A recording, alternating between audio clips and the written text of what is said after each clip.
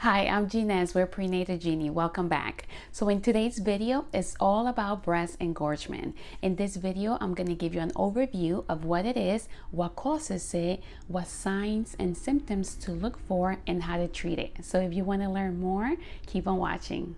I'm an international board certified lactation consultant in hospital and private practice, and I share breastfeeding tips here every week to make breastfeeding as simple as possible for you. So if you enjoy these videos, be sure to like them, subscribe to my channel for new videos. So let's begin.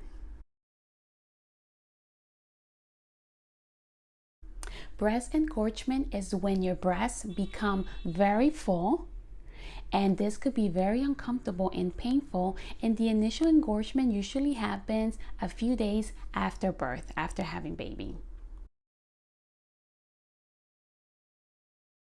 Breast engorgement usually happens the early days after having baby, and this you will experience even if you're not breastfeeding. This is a natural response of your body just releasing more milk because you just had a baby. Okay, another cause could be ineffective breastfeeding. If baby has a poor latch and is not transferring enough milk at the breast, or if you're not feeding as frequent as as on demand. So you want to make sure that you feed baby following early hunger cues, making sure that you're feeding on demand. And sometimes breast engorgement could also happen if you received a lot of IV fluids during labor. So this will be combined with like swollen ankles and then breast engorgement. So that could be the reason in that case. So now let's cover the signs and symptoms of breast engorgement. So the skin is going to look shiny and taut. Mom is going to feel the breast very heavy, tender, warmer to the touch. This could be very uncomfortable and painful for mom. Also, you're going to feel, you might feel like pressure building up to your clavicles, and it could also extend to your armpit area. Okay, another thing that mom could experience is that the areola, which is the dark area around your nipple, could become very firm and hard to the touch, and the nipple could look shorter than usual, and this is because the breasts are so engorged. Something to keep in mind is that this could happen in one breast or in both breasts. So you want to treat this as soon as you notice it, because this puts you at risk for plugged ducts and mastitis. So let's cover the treatments next. Have you experienced breast engorgement? Let me know in the comments. Now let's talk about treatment options.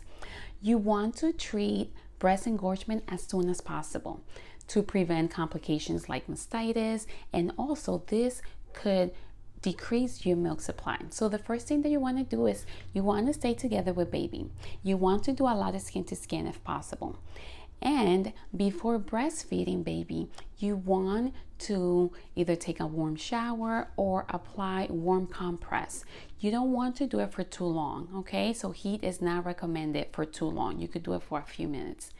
And then you want to make sure that you're breastfeeding baby on demand. Whenever baby's hungry, whenever baby's showing early hunger cues, you want to breastfeed 8 to 12 times every day following baby's cues.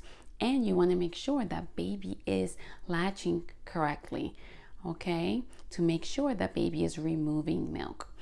Also, while you're breastfeeding baby, you could use a silicone breast pump on the other breast to help with more milk removal.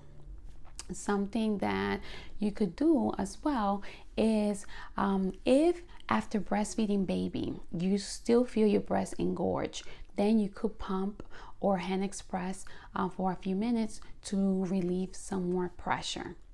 Another thing that you could do to treat breast engorgement is using the reverse pressure softening technique, which is so useful when the areola is very firm. So you want to soften this area so baby is able to latch correctly and deep.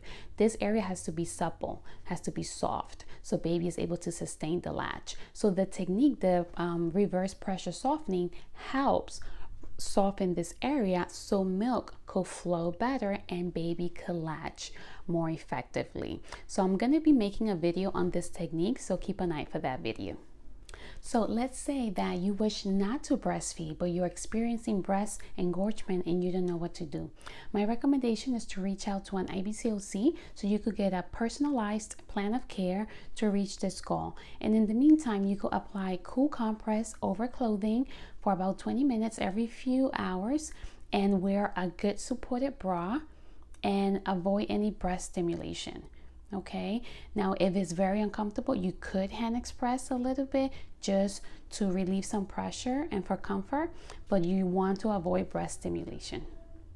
So this was my overview on breast engorgement. I hope you found it helpful. If you did, give my video a like, subscribe to my channel for new videos, and thank you so much for watching. I'll see you in the next video. Bye.